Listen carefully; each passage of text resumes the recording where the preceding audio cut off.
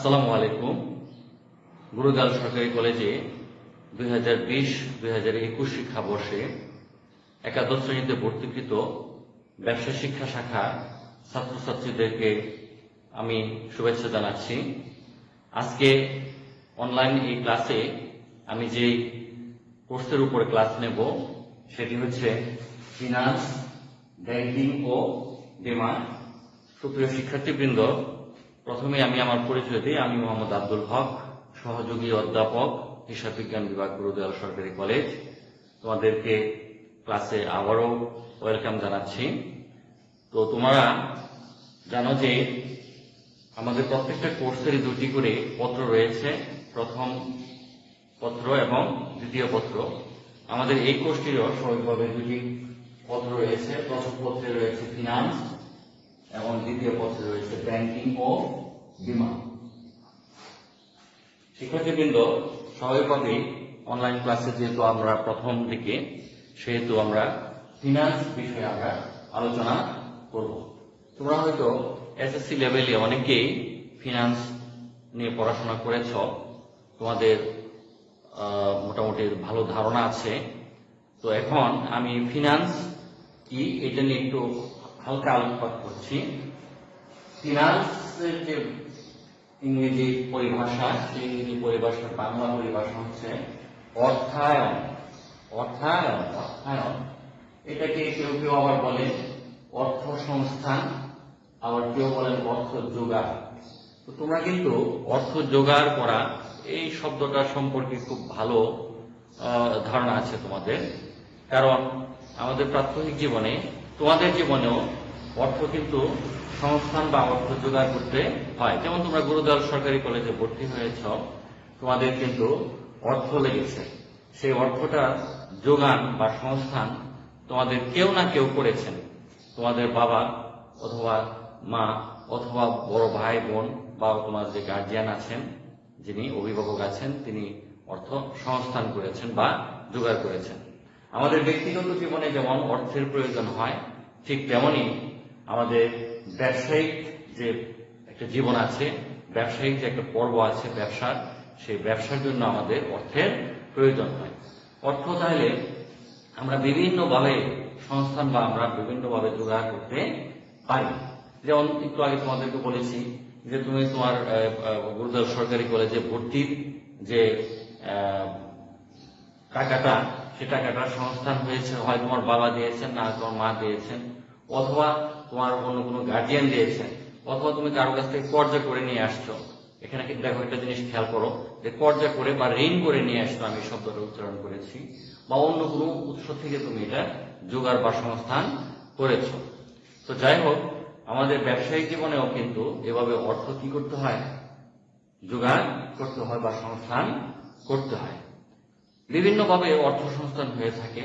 এটা সময়ের ভিত্তিতে হয়ে থাকে, উৎসের ভিত্তিতে হয়ে থাকে, বিভিন্নভাবে হয়ে থাকে। আজকে আমি তোমাদের সাথে এই ক্লাসে আলোচনা করব সময়ের ভিত্তিতে কিভাবে সময়ের ভিত্তিতে আমরা অর্থ সংস্থান বা অর্থ জোগাড় আমরা তিনভাবে করতে পারি। তোমরা দেখছো যে এখানে বোর্ডে লেখা আছে স্বল্প মেয়াদী অর্থায়ন, যেটা একদিন থেকে সর্বোচ্চ 1 বছর পর্যন্ত সময়ের জন্য নেওয়া হয়।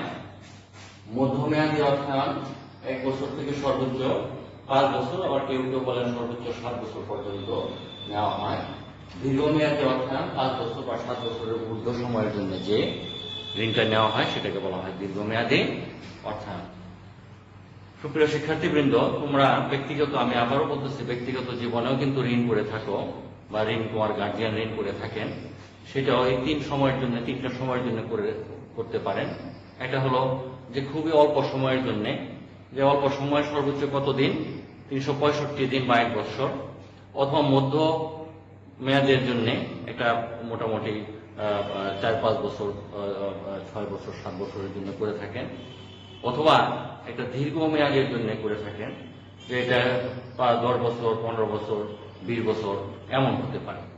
তাহলে আমাদের সময়ের ভিত্তিতে আমরা অর্থ সংস্থানকে কত ভাগে ভাগ করতে পারি বলো? কত ভাগে? 3 ভাগে ভাগ করতে পারি। একটা হলো স্বল্প মেয়াদী অর্থায়ন, আরেকটা হলো মধ্যমেয়াদী অর্থায়ন, আরেকটা হচ্ছে কি দীর্ঘমেয়াদী অর্থায়ন। এখন আমরা দেখব স্বল্প মেয়াদী অর্থায়ন কিভাবে হয়। শিক্ষার্থীবৃন্দ, স্বল্প মেয়াদী অর্থায়ন এটার ইংরেজি পরিভাষা হচ্ছে শর্ট টার্ম ফাইন্যান্সিং। খুবই শর্ট টাইম, এটা 1 বছরের জন্য এটা হয়ে থাকে সাধারণত সর্বোচ্চ। এবং শর্ট টার্ম ফাইন্যান্সিং এর একটা গুরুত্বপূর্ণ উৎস হচ্ছে ব্যবসায়ী ঋণ। গুরুত্বপূর্ণ উৎস হচ্ছে ব্যবসায়ী ঋণ। সেই ব্যবসায়ী ঋণটা কি আমরা এখন দেখব। ব্যবসায় ঋণ, এটা ইংরেজি পরিভাষা হচ্ছে ট্রেড ক্রেডিট।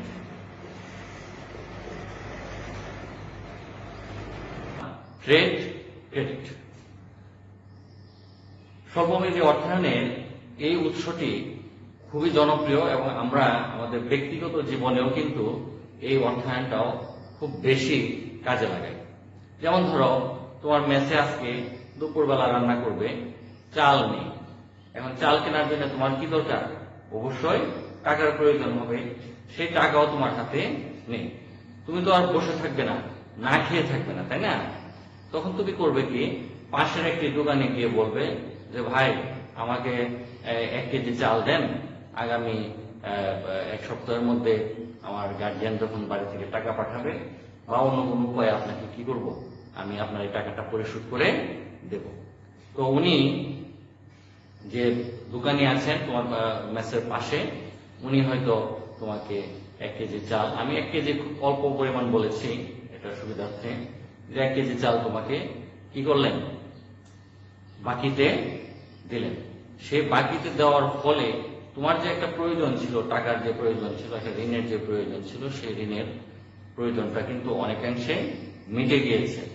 সো এখন আমরা বলতে পারি যে আমাদের স্বল্প মেয়াদী অর্থায়নের অন্যতম একটি গুরুত্বপূর্ণ উৎস হচ্ছে কি, ব্যবসায় ঋণ বা ট্রেড ক্রেডিট। তোমাকে যদি আমি প্রশ্ন করি ব্যবসায় ঋণ বা ট্রেড ক্রেডিট বলতে তুমি কি বুঝো, তখন কিন্তু তুমি বলবে যে ধারে ক্রয় বিক্রয়ের মাধ্যমে যে ঋণের উদ্ভব হয়, যে ঋণের জন্ম হয়, ধারে ক্রয় বিক্রয়ের ফলে যে ঋণের জন্ম হয়, সেই ঋণটাকে আমরা বলবো কি, ট্রেড ক্রেডিট বা ব্যবসায় ঋণ। এখন তোমরা জানো যে প্রত্যেকটা ঋণেরই কিন্তু একটা কি আছে, খরচ আছে। কেউ কিন্তু তোমাকে এমনিতেই করবে না। তোমার পাশের দোকানে যখন তোমার কাছে পণ্যটা বিক্রি করেছেন, তখন তোমাকে একটি শর্ত দিয়ে দিয়েছে। শর্তটা কি?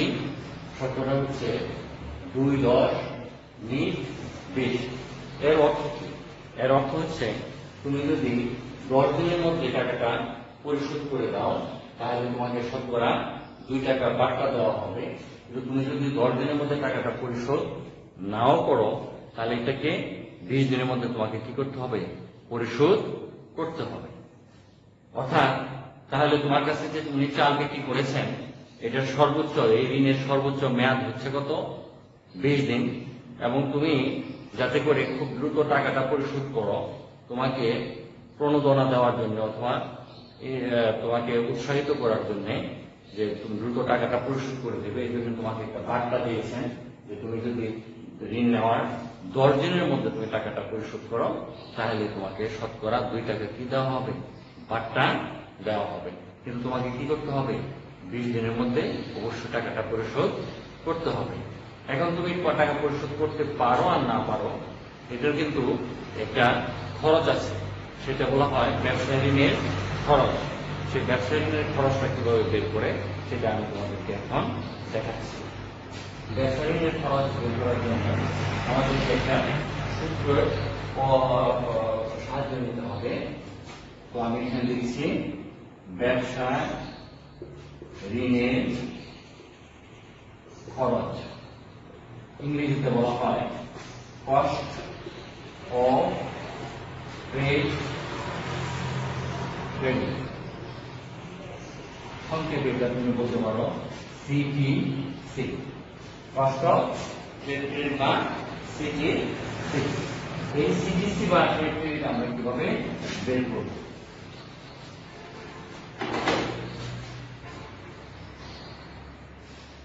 সিটিসি বা ব্যবসায়ী ঋণের খরচ সমান সমান সিডি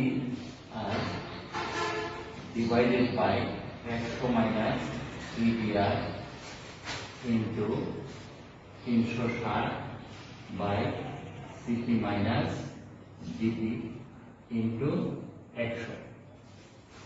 শিক্ষার্থীবৃন্দ, এখানে দেখো সিটিসি মানে কস্ট অফ ট্রেড ক্রেডিট, এখানে একটা শব্দ আসছে সিজিআর, এটা একটা abbreviated form.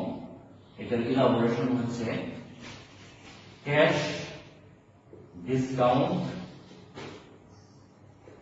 Rate, cash discount rate CDR. এরপর দেখো এখানে আমাদের একটা অ্যাব্রিভিয়েটেড ফর্ম সিপি আছে, এই সিপি ইলাবোরেশন হচ্ছে ক্রেডিট পিরিয়ড। ক্রেডিট পিরিয়ড মানে যত দিনের জন্য তুমি ঋণটা নিয়েছো। আরেকটা অ্যাব্রিভিয়েটেড ফর্ম আছে ডিপি, সেটা হচ্ছে ডিসকাউন্ট পিরিয়ড।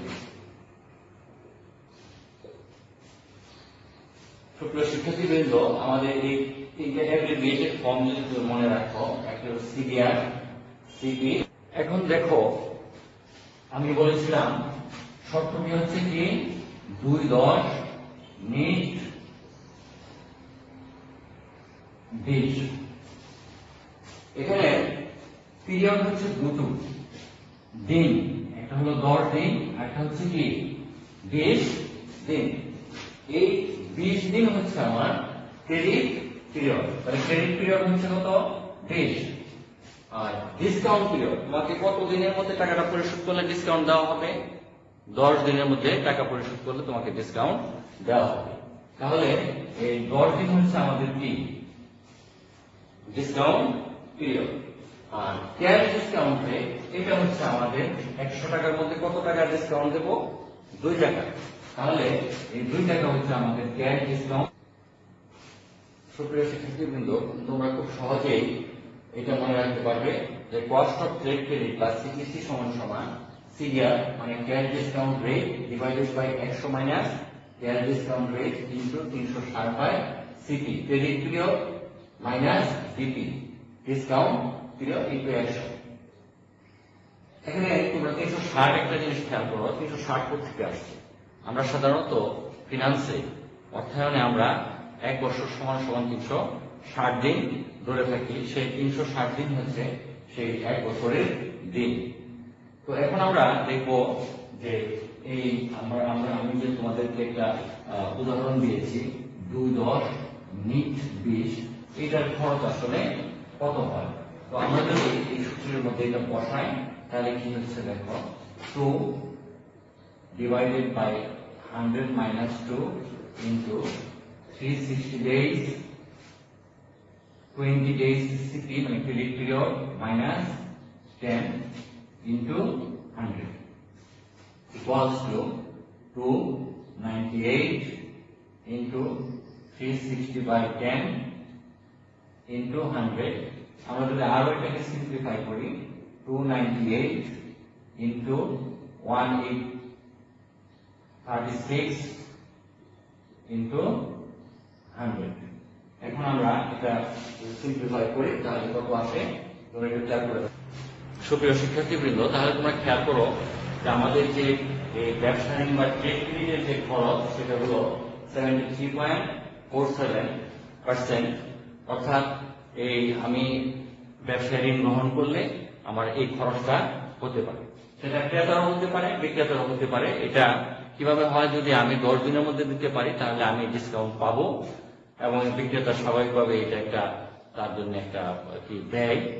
আর আমি যদি না দিতে পারি তাহলে সেটা আমাকে 10 দিনের 20 দিনের মধ্যে অবশ্যই কি করতে হবে, পরিশোধ করতে হবে। তাহলে বাকি 10 দিনের জন্য কিন্তু আমি কি করলাম, ডিসকাউন্টটা হারালাম। এটা আমার জন্য একটা ব্যয়, কিন্তু ব্যবসায়ীর জন্য একটা লাভ, আমি এটা দিতে পারি। তো যাই হোক, সেই দিকে আমরা যাচ্ছি না। লাভ লস কার হলো সেটা না, বিষয় হলো যে কোনো ব্যবসায়ী ঋণের ক্ষেত্রে কি হবে, একটা খরচের উদ্ভব হবে, একটা খরচের জন্ম হবে। সেই খরচটাকে বলা হবে কস্ট অফ ট্রেড ক্রেডিট বা ব্যবসায়ী ঋণের খরচ। শিক্ষার্থীবৃন্দ, আমরা আগামী ক্লাসে আরো বিস্তারিত আলোচনা করার আশা রাখি। সে পর্যন্ত তোমরা